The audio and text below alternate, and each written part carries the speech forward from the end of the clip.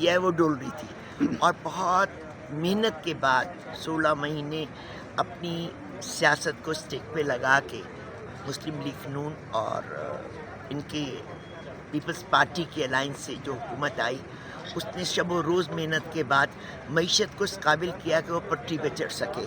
तो उसके बाद जो भी थोड़ा सा भी जो वक्त मिला, उसमें एक बहुत बड़ी रिलीफ दी है, 7 रुपए कुछ पैसों की, ये बहुत बड़ी रिलीफ है।